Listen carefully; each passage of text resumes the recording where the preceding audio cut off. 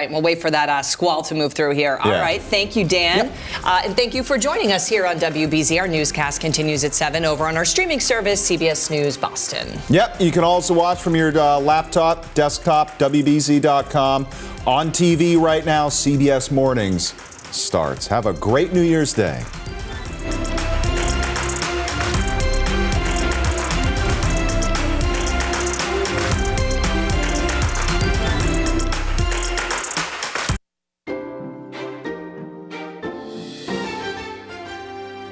Now, streaming on CBS News Boston. This is WBZ News Mornings.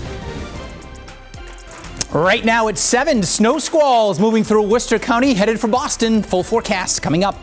A night full of celebrations in Boston as the city rings in the new year. The changes you need to know about as we flip the calendar to January. And 2 Patriots players facing charges will be available against the Dolphins. What the team is saying about the turmoil.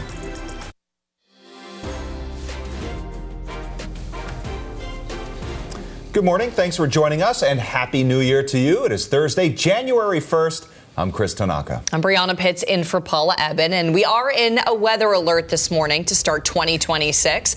Take a look at this. This is some video from snow falling along Route 3 in Hingham this morning. That's right. Dan Brown is here with the next weather forecast. And Dan, you just got some new data on a squall alert? Yes, indeed. We have a squall warning that's in effect for Worcester County, parts of Middlesex County, and Essex County as well. This is the leading edge of that Arctic area. You can see the dark shades of blue right now, making their way into Worcester County. Keep in mind, snow squall means we can get a little quick bursts of snow where visibilities get reduced, everything gets covered in snow, and for like a short period of time, it's like a mini little blizzard. So this line is making its way through Worcester County, and it will be probably into the Boston area within the next hour or so, and then behind that, that system will move on out, and then it turns cold. Well, it's cold now, we're near 30, but it gets colder. We fall down into the teens, and those winds will get gusty as well. But you can see the darker shades of blue entering western parts of Worcester County, indicating some of that heavy snowfall. It's quick hitting, it's in and it's out, but it does really slow you down if you're going to be out on the roadways over the next hour or two. But by about 8 o'clock, 9 o'clock next hour or two, it'll be out into the Atlantic, and behind that, the wind picks up. The sun does come out, but the temperatures will be sliding. In fact, near 30 now, but by this, say, 5, 6 o'clock, we're down into the teens. Of course, I'll have that full forecast coming up in just a few minutes from now. See you then. All right, Dan, thank you so much. Let's get a check of those travel times out the door. You can see it's easy driving for now. We'll see how this changes here as that squall kind of moves a little bit closer to the city. But these drive times getting into Boston look good, everything in the green. And as we look at our other traffic system here, all of our data that comes in, we're not seeing any reports of any crashes for the time being.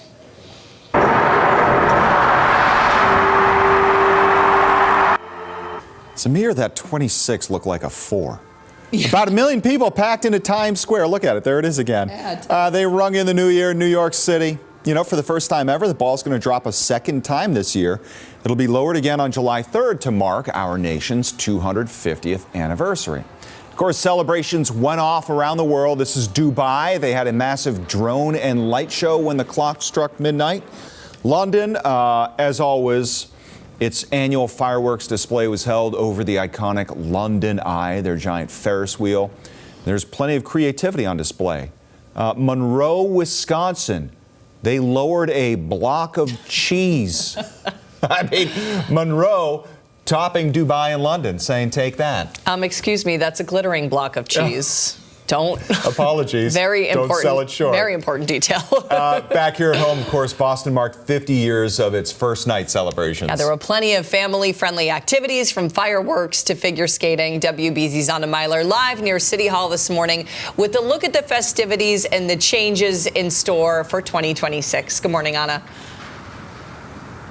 Good morning, guys. I don't think there was any glittery cheese here in downtown Boston last night, but all of the festivities were worth bundling up for. The 50th first night in Boston featured 2 dazzling fireworks displays, live musical performances, a parade, intricate ice sculptures, and plenty of food like fried Oreos.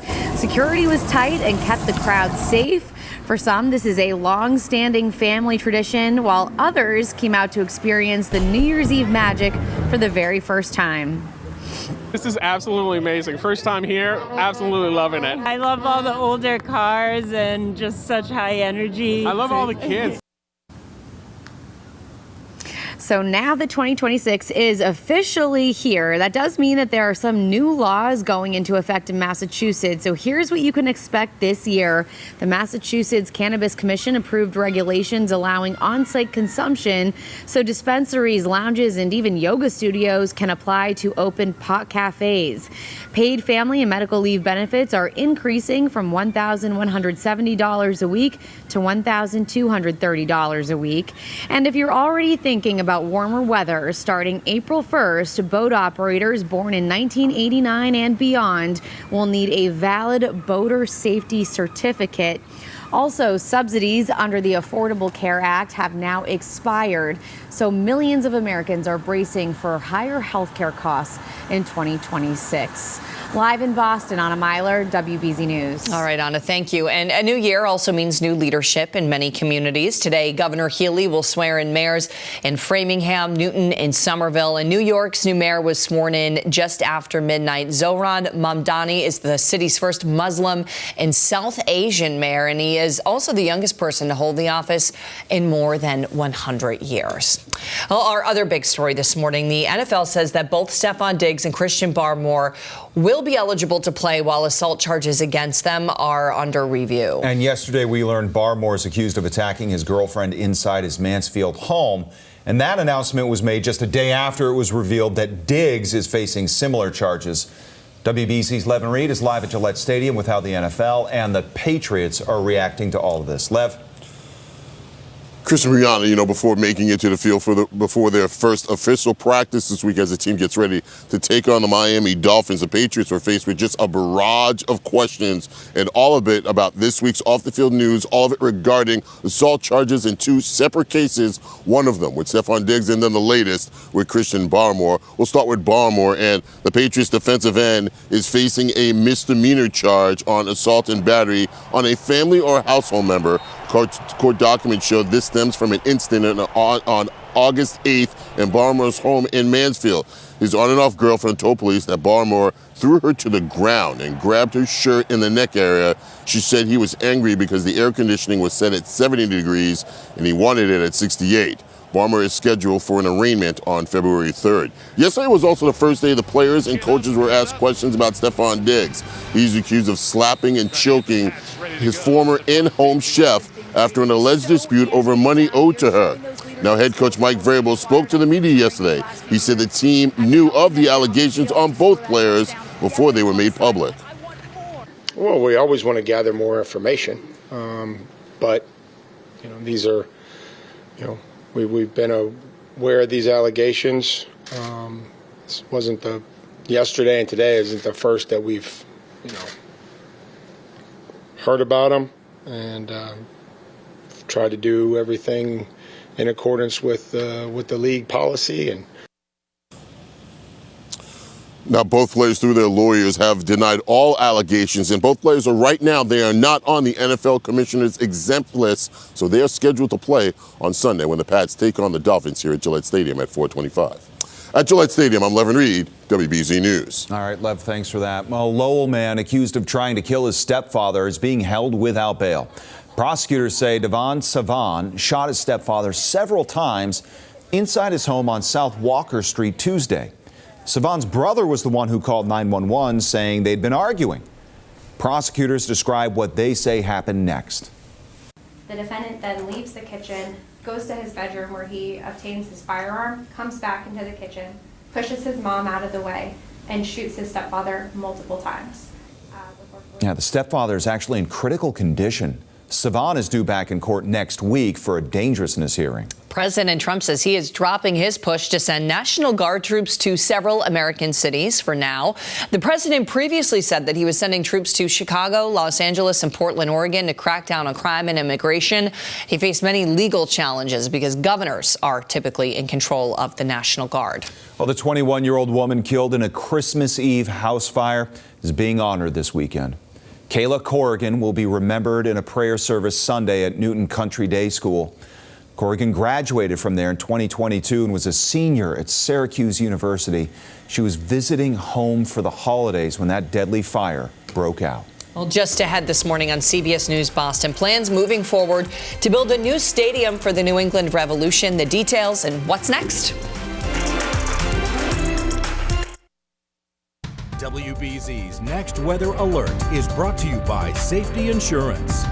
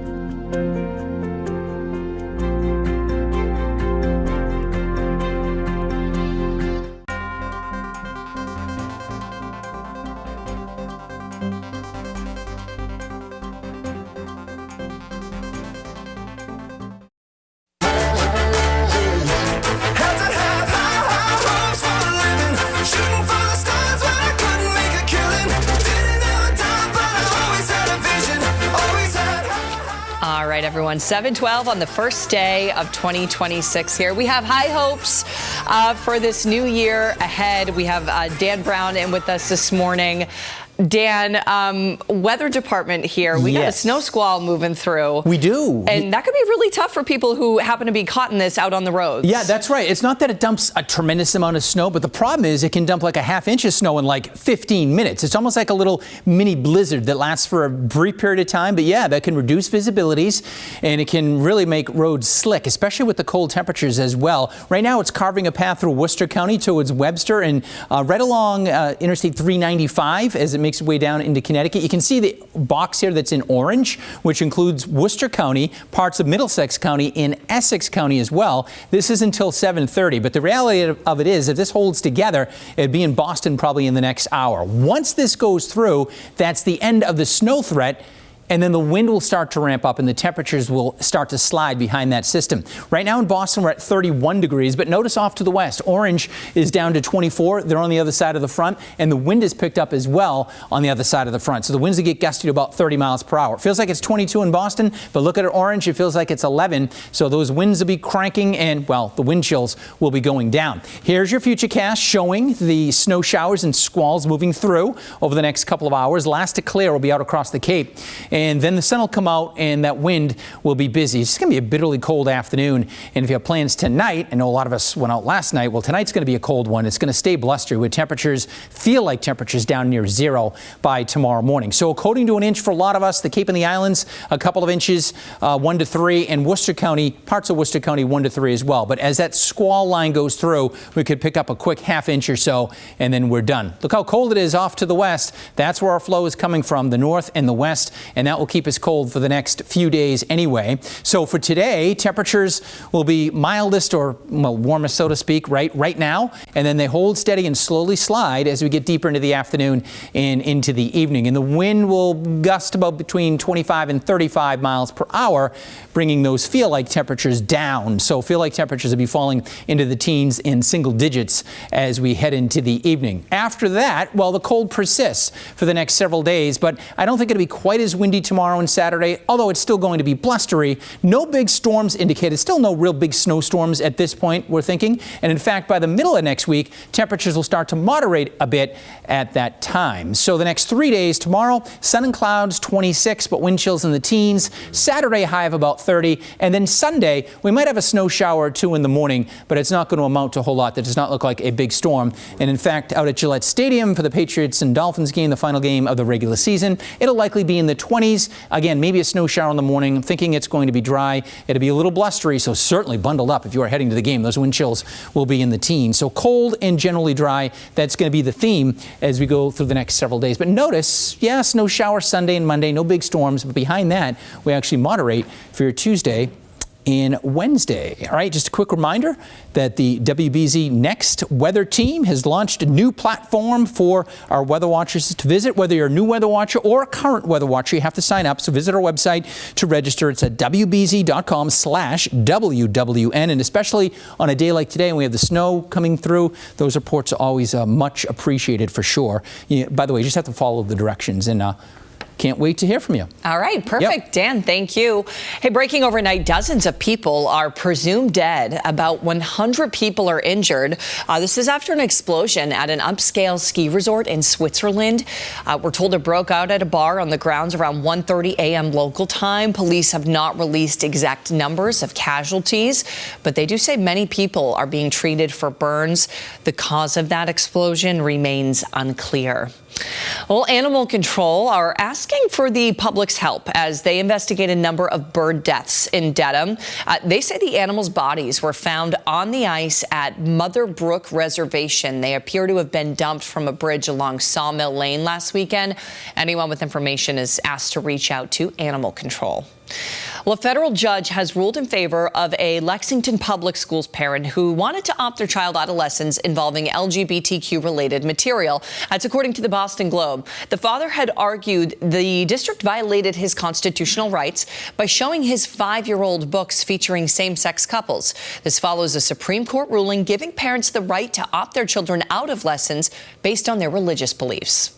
Well, the Kraft Group says it has made a deal with the cities of Everett and Boston to build a new soccer stadium. As WBZ's Mike Sullivan shows us, the plans are to build the Revolution's future home along the Mystic River. It's a revolution in Everett. The Kraft Group securing a new home for the Revs. Everett and Boston agreeing to let the Krafts build a soccer stadium here on an old industrial site in Everett across from Charlestown. That industrial complex, which we refer to as Pipeland, I know it's funny, but that area is all of the distribution for all our food, our items. The hardworking class use that area. Andrew Markarian owns an HVAC company that stretches his commute to and from work. And it already is pretty bad with traffic as it is, but building a stadium is going to impact it severely more. The proposed stadium will seat 25,000 people. Mayor Michelle Wu originally pushed back, arguing fans would travel through congested Charlestown to get there. So it's safe to say you're against it going in? I'm partial on both ways because I do really like Encore.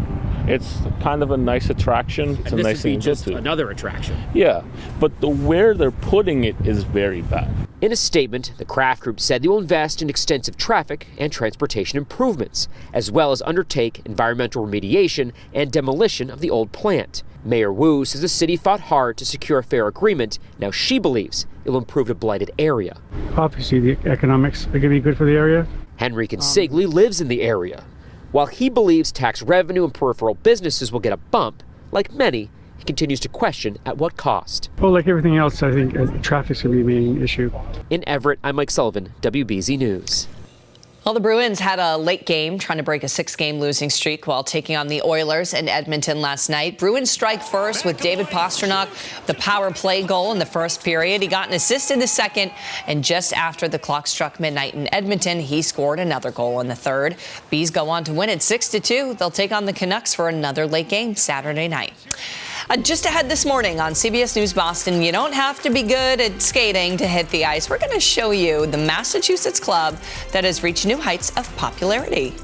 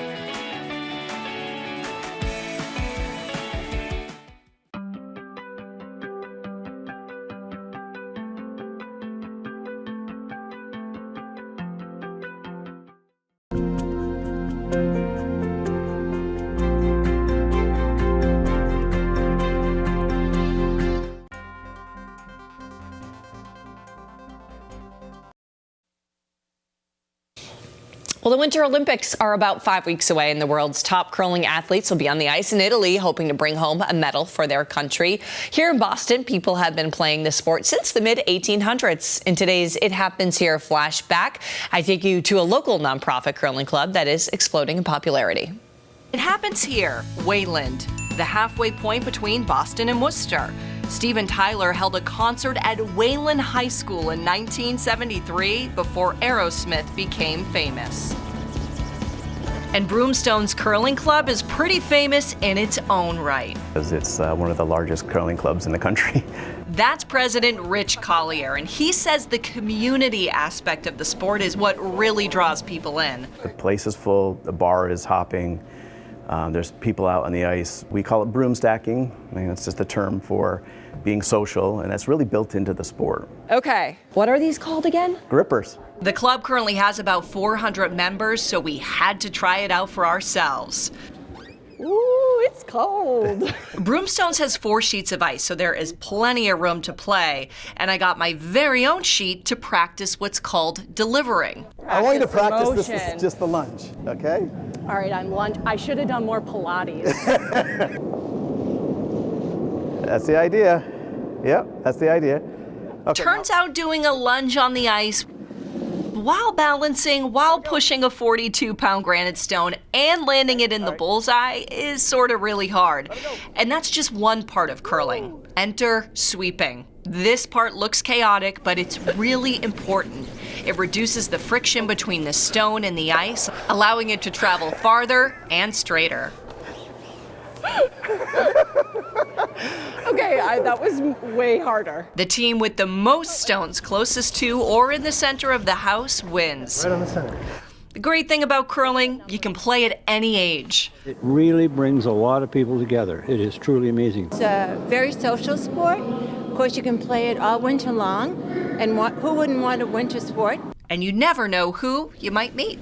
Be surprised at the number of couples that play here, both couples that have come into it together as their hobby, but also people who have met their spouses here. Oh, that's much better. Natural. That's great. Well, Broomstones has a long waiting list, but there are plenty of other local curling clubs, including in the North End, Worcester, Falmouth, and Bridgewater. Coming up next, dozens of sicknesses linked to raw oysters. We'll update you on the situation.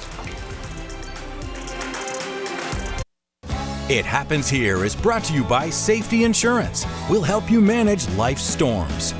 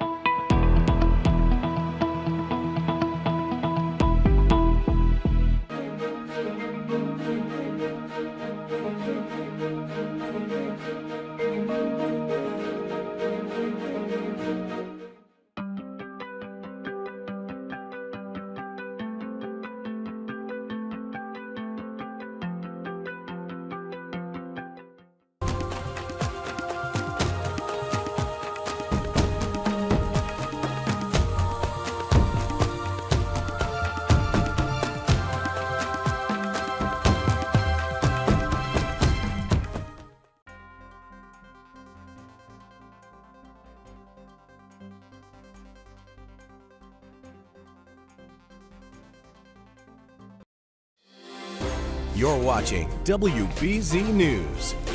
Well, a salmonella outbreak believed to be linked to raw oysters has sickened more than 60 people across 22 states. The CDC says at least 3 people in Massachusetts have been affected, as well as 1 person in Maine and 2 in Connecticut. They're working with the FDA, searching for the source of the oysters. But in the meantime, they're asking everyone to cook them and see a doctor if they experience any salmonella symptoms. Well, still to come in our next half hour. In today's Best of BZ, we'll look back at our Call for Action series to see how they made a difference.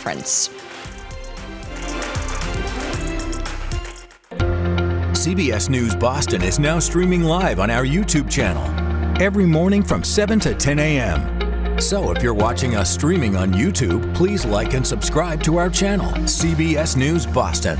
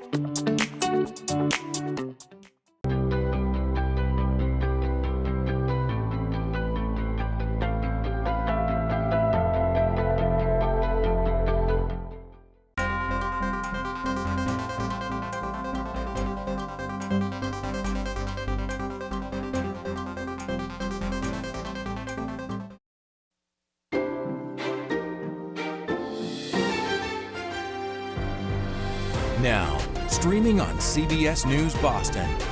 WBZ News Mornings continues with your top stories. Good morning, everybody. Meteorologist Dan Brown. We are tracking some intense snow squalls right now, making their way through Worcester County, heading towards the Boston area. Full forecast coming up. Plus, Mass DOT reaches a deal on Massachusetts highway plazas, why we won't be seeing changes anytime soon. And we're going to introduce you to one of the first babies born in Boston in the new year.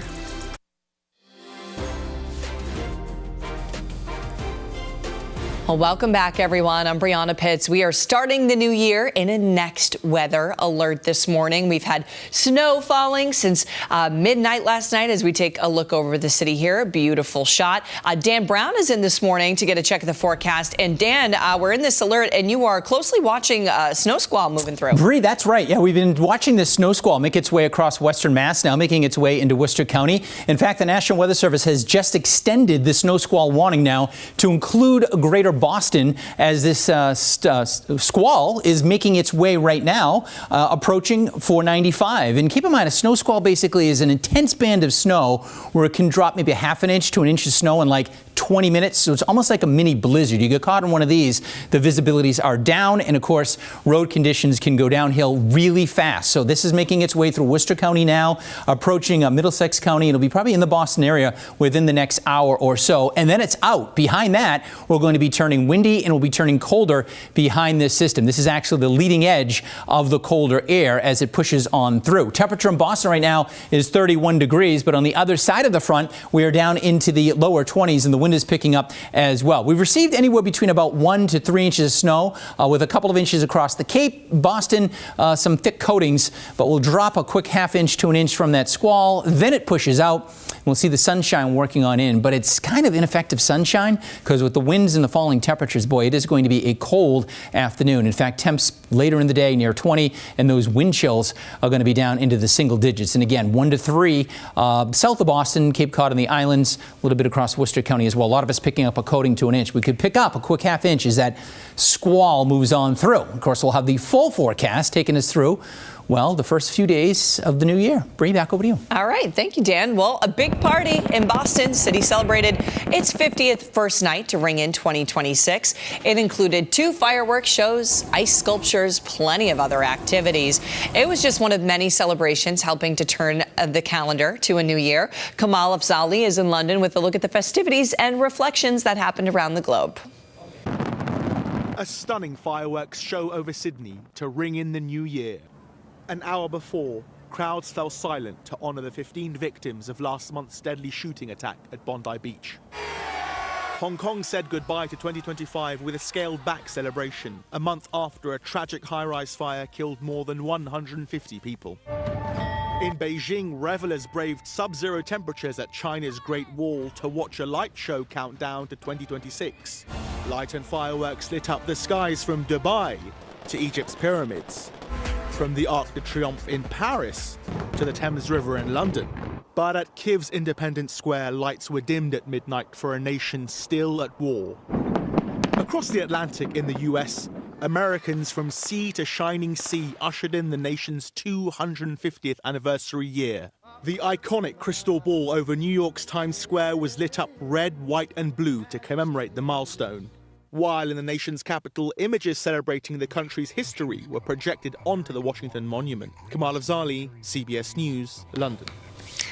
And another joyous moment to celebrate. Mass General Hospital welcoming the first baby of 2026. This beautiful baby boy was born at 12:19 this morning. Look at him. Benjamin, or Benji, was born to Robert and Chloe of Waltham. He weighs 7 pounds, 4 ounces. He's 20.5 inches long. He and mom are both doing well. And we go from babies to seniors now. One of the biggest trends for the new year is fitness for older adults. The new programs are aimed at preserving strength and supporting heart health for the 73 million Americans who will be over 65 by the year 2030. Bradley Blackburn has more on the growing trend. This exercise class was already full in December, with people working hard to stay fit. 4, 5. The New York facility called Asphalt Green designs programs specifically for older participants. We start off here at 65 to all 80. 85. Tom Coffey started taking yoga after he retired. He'd never stretched like this in his life. The first couple of classes I took, I thought, what am I doing here? Why am I doing this? This is hard, this hurts and everything. But you do it for a while, you get better at it, and you see the benefits. It has so many benefits. It's not just physical benefits, but emotional benefits as well. According to the American College of Sports Medicine, fitness programs for older adults will be huge in 2026 as millions of baby boomers enter their senior years. But don't call it senior fitness. One report found programs labeled as functional, low intensity, or active aging are more popular with participants. Bringing the belly to the thighs and then slowly straightening the legs out. Also trending, exercise for mental health, and strength training will continue to surge as research shows more benefits for bone density, metabolic health, and mobility. Pick it up. Elsie Armstrong started class 2 years ago after a surgery. At the time, she couldn't bend down or lift over her shoulder. I feel fantastic. I feel like I'm aging in reverse. I feel like I'm getting younger every day. So I hope to be doing this till I'm 100, and now maybe I can. Proof of what exercise can do as millions get a jump on fitness in the new year. Bradley Blackburn, CBS News, New York. Well, Mass DOT has extended leases for highway service plaza operators for 18 months. The agency says it reached agreements with Gulf and McDonald's through June of 2027. Irish retailer Applegreen pulled out of plans to redevelop many of the state's service plazas last year after a local company tried to block the deal. Mass DOT said it plans to put out a call for new proposals following pressure from lawmakers for an investigation into their handling of the contract. Well, now to the best of BZ, where we revisit some of the most memorable stories of 2025. An elderly Lynn couple was just days away from being evicted from their home after the bank foreclosed on it. Desperate for help, they turned to the I-Team's call for action. WBZ's chief investigator, Cheryl Fiandaca, shows us what happened next. These are already sealed to go to Goodwill. I went and got storage bins and boxes. These were special things for my grandchildren when they were little. After nearly 10 years of fighting to save their Lynn home, the Cavalieris were ready to give up and began packing up. It's been a whole life in the last 23 years, 24 years. This has been like the center of our family. All holidays, all get-togethers, and it was going to be gone within days. Gone because the bank foreclosed on Joe and Kathy's property, and they were being evicted. I got sick, and I was out of work for a little while. Then I got laid off, and we fell behind on the mortgage payments. So we sent them $5,000 to catch up, and they said they wanted the whole thing, which was somewhere around $400,000. The Cavalieris' troubles started in 2006 when Joe took out a pick-a-pay mortgage with World Savings Bank. He was told to pick how much he wanted to pay every month. What he did not know was that the interest would continue to add up, and pretty soon, Joe and Kathy owed more than they could afford. It was insane as a product, and it was to get people lower on the economic scale to buy homes under predatory mortgages that would end up yielding profits to the lenders and, honestly, foreclosure to the borrowers. World Savings Bank merged with another bank, which was later acquired by Wells Fargo.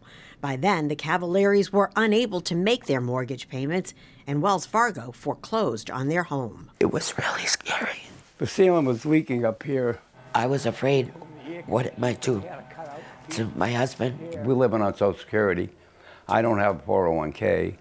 I got a little pension from the VA because I got hurt in the service. Desperate with nowhere else to turn and the clock ticking, Kathy contacted the I-Team's call for action.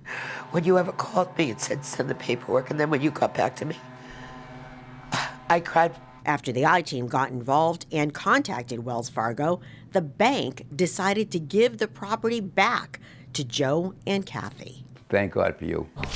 These are from Wells Fargo, telling us that in May, we're going to receive the title to our home. This is what Cheryl Fiandaca has done for us. I don't know how, but she did. Wells Fargo telling the I-Team, "We have been working with Mr. Cavalieri since 2011 to help him navigate this situation. We have been committed to finding a resolution and are pleased to have this resolved. Pick-a-pay loans were never offered by Wells Fargo. We inherited the Cavalieri loan as part of an acquisition in 2008. I don't believe in miracles, but it felt like a miracle. I could never have accomplished that result. And you folks did it in a matter of weeks. In 2010, Wells Fargo agreed to a $50 million settlement in a class action lawsuit involving the pick-a-pay loans it acquired. The settlement did not include any admission of wrongdoing. As part of the foreclosure proceedings, Joe also received a financial settlement from the bank. Cheryl Fiandaca, WBZ News. When we come back, ESPN's Mike Reese weighs in on the charges surrounding Patriots Stephon Diggs and Christian Barmore.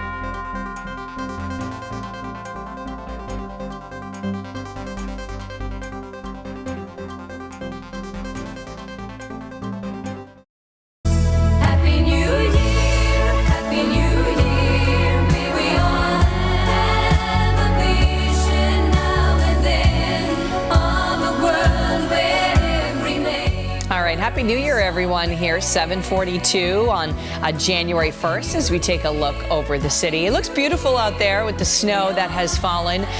Meteorologist Dan Brown is here, and he is tracking a snow squall. Dan, tell us whereabouts this is right now. It is approaching 495, and in fact, it's going to make its way inside 128, probably within the next half hour or so. And keep in mind, squall's moving through. It's basically a brief period of heavy snow. It usually only lasts, 20 minutes, maybe a half hour, but it can drop a quick half inch to an inch of snowfall. And of course, that can reduce visibility and it can make roads snowy. So you're driving along, you get caught up in one of these, of course, it can be treacherous. So just keep that in mind. Between now and about 8:30, once that front clears the coast, after about 8:30, 9 o'clock, the snow showers will be long gone. But you can see some of the darker shades of blue right now approaching 495. You look at this pink box, say, okay, what's that? That's where there is a snow squall warning in effect. And it does include the greater Boston area all the way out until Worcester County. For Worcester County, it's up until 8 o'clock. For the Boston area, it's up until 8:30 as this marches towards 128. Once it moves through, that'll be the end of it.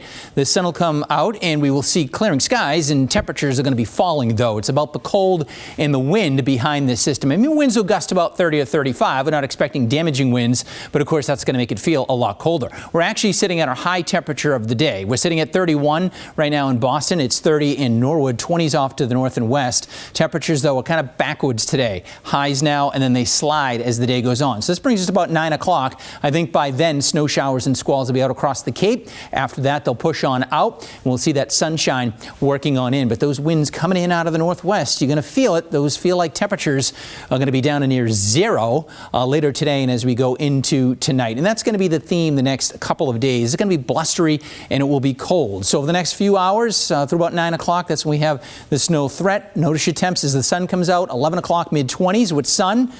And by 3 o'clock, we're in the lower 20s, and how about into the teens as we head into the evening. Cold air banked up across the Great Lakes states and Canada. That's all going to spill in, and those winds will gust between 30 and 35 miles per hour. So the wind chills will be going down over the next couple of hours. Our wind chills are in the teens. But by this evening, say, even 1 o'clock, our wind chills around 10. But by this evening, wind chills are in the single digits and even feeling like it's below zero tonight off to the north and to the west. Persistent cold for the next several days. And then we are going to see no big storms. I mean, no major snowstorms or anything like that indicated. And in fact, we are going to moderate by the middle of next week. We might have a couple of snow showers Sunday morning. Then again, Monday morning as a couple of weak systems move through. Tomorrow it's sun and clouds, temps in the mid-20s. But that wind will make it feel like it's in the single digits and teens. And both Saturday and Sunday, we're going to top off near 30 degrees with maybe just a snow shower in the morning. And of course, the Pats taking on the Dolphins. It'll be in the 20s. The game is at 4:25, so already the sun's down at that point, right? Again, those snow showers, if you're tailgating beforehand, I think it's dry for the game, but certainly bundle up. It's still going to be rather blustery with temperatures in the 20s, wind chills in the teens. And as we head into next week, we'll start to moderate. Cold on Monday, but then perhaps Tuesday and on into maybe Wednesday, those temps will come up. All right, we'll see you in a bit. Bree, over to you. All right, Dan, thank you. Well, the NFL says Patriot wide receiver Stefon Diggs and defensive end Christian Barmore are eligible to play as investigations continue into separate assault allegations against them. We learned about charges against Barmore yesterday. They stem from an incident in August, and similar accusations were made against Diggs just one day before. Our Dan Roach and ESPN's Mike Reese discussed the legal issues surrounding both players in the AFC playoff picture. Mike, everything, we coming home from New York, New Jersey, just everything was going great. Patriots celebrated in the garage at Gillette Stadium, and then, bam, Diggs, and then Barmore. The news broke pretty quickly, and just your thoughts and where this came from and where we're at right now. Yeah, so Dan, I mean, on these allegations, I mean, they're serious. You treat them with respect, and at the same time, I feel like you just follow the facts and start with Stefon Diggs.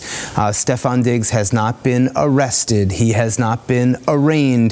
There hasn't been, to my knowledge, a district attorney that has even said they're going to go forward with a case at this point. So that's where we are. I think we're very early in the process, and the fact the team came out with a statement, Dan, that said Stefon categorically denies it, and we support Stefon.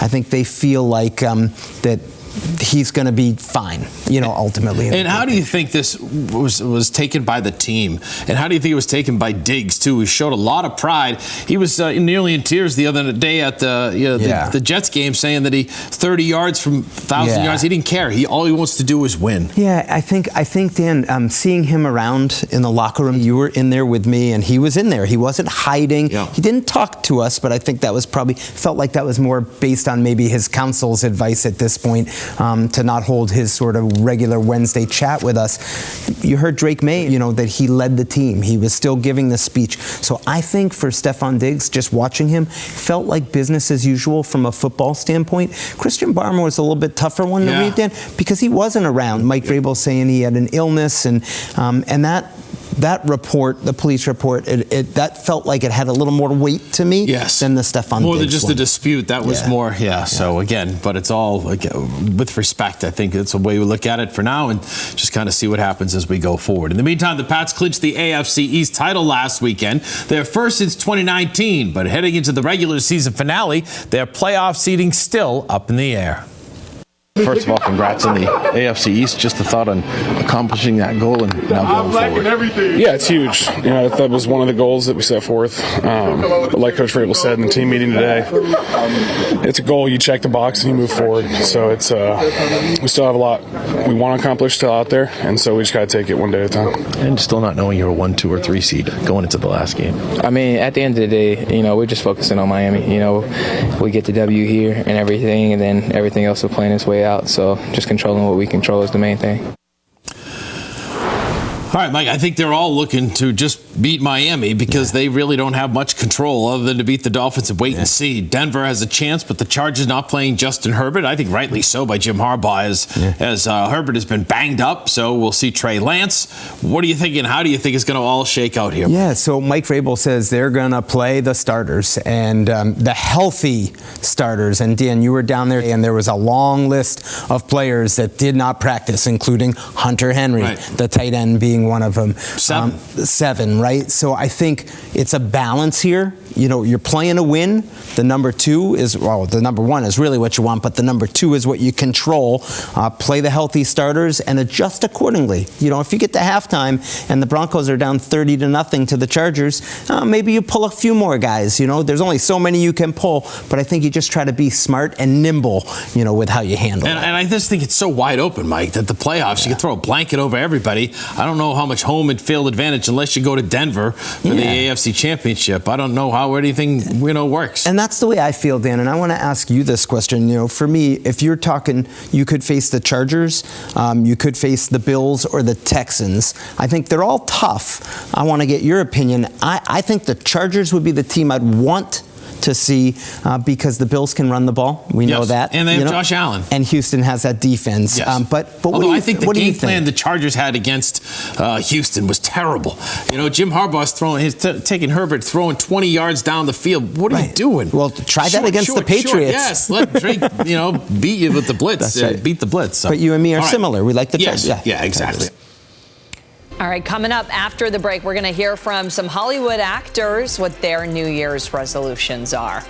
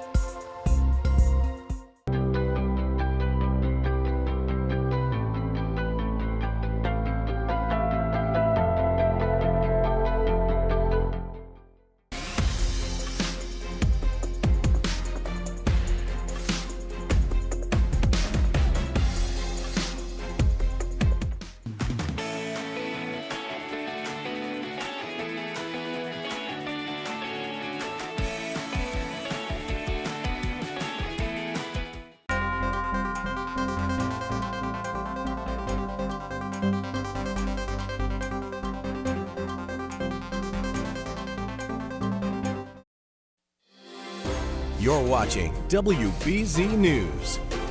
From red carpets to reality checks, Hollywood actors are ringing in the new year with some resolutions. Gwen Baumgartner has your Eye on Entertainment report. While he's not up for a Golden Globe this year, actor Coleman Domingo surely wins the award for Best New Year's Resolution. I know I'm a kind person, but I want to be even kinder. I think I want to be even more loving and spend more moments with the people I love. I work a lot, and I think that sometimes get in the way of like just the one-on-ones with the people you love, and I want more of that. Fellow actors joined in the 2026 spirit with their hopes for the year ahead. Drink more water, sleep more. That's all I want to do.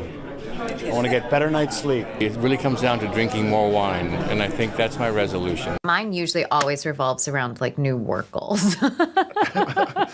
How sad. I should say health too. There are some who don't do resolutions, especially in the Hamnet cast. I hate New Year's resolutions too. No, nothing. No. I'm sick of them. For the cast of Eternity, it's a little complicated. No, I always forget. I mean, you forget to do it. Yeah, I just. Are you like, darn, I wish I did it, or you actually aren't into it, and that's why you don't do it? I'm gonna lightly encourage myself to do it this year. I don't really do it. An honest start to a brand new year. That's your Eye on Entertainment. Gwen Baumgartner, CBS News, Los Angeles. Thanks for streaming CBS News Boston. I'm Brianna Pitts. Have a happy new year, and be sure to stay with CBS News Boston throughout the day for updates on breaking news and your next weather forecast.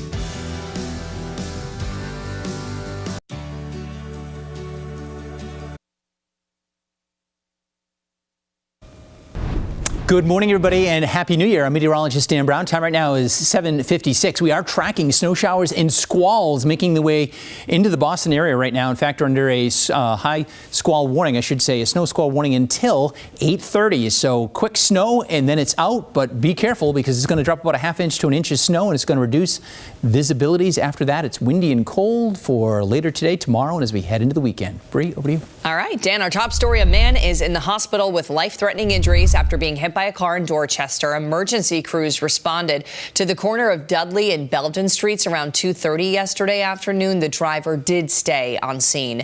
If you're watching us on CBS News Boston, we'll be back after a quick break. CBS Mornings continues next on WBZ.